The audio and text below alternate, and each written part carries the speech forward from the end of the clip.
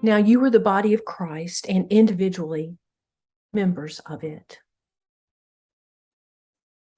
What does it mean for us as religious leaders to be in relationships with people that are healthy and life-giving for them and for us?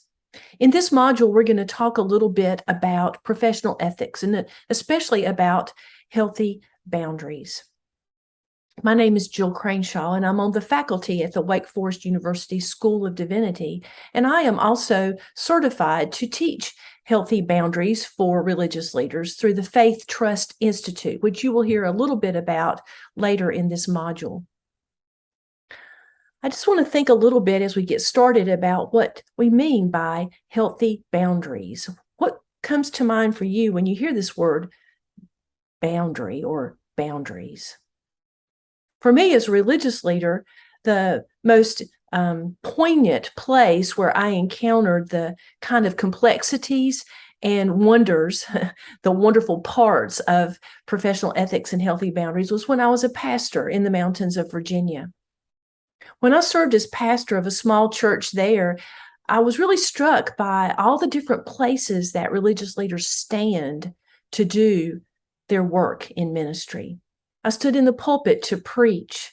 I often stood in that same space to preside over a funeral while the family members were gathered there to weep and grieve, and others in the community were remembering and thinking about the life and death of this person who had died and how that relates to religious belief and commitments and values. I served communion at the communion table where often the casket was placed when a person had died. I baptized people into baptistry in that small church when they made a profession of faith and decided that they wanted to be a part of that community. And often at the end of a sermon, I would give an altar call and people would come forward to join the church or to share some very personal and private part of their lives. So just in that space of Sunday morning worship, I was in many different kinds of relationships with people.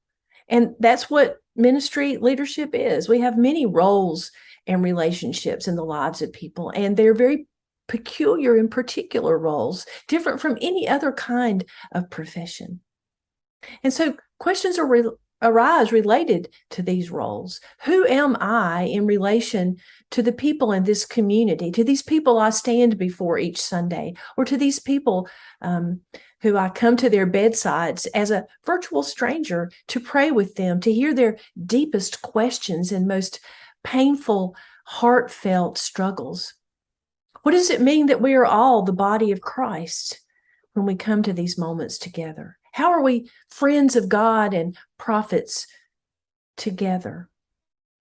So these are the questions that are at the center of religious leadership for me, and at the center of this work that we call healthy boundaries or healthy boundaries reflection or thought.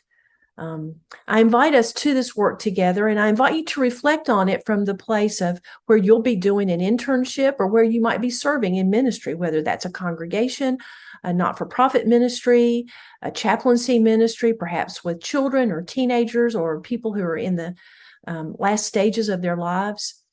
No matter where you're doing ministry, these questions arise. How are we members of the body of Christ together and as individuals? And what does that mean for the ways that we lead? How do we create brave spaces, spaces where people can bring all of who they are and take what might be the biggest risks of their lives in order to grow, to deepen their faith, to come to a wider understanding of what it means to be human, to be created in the image of God?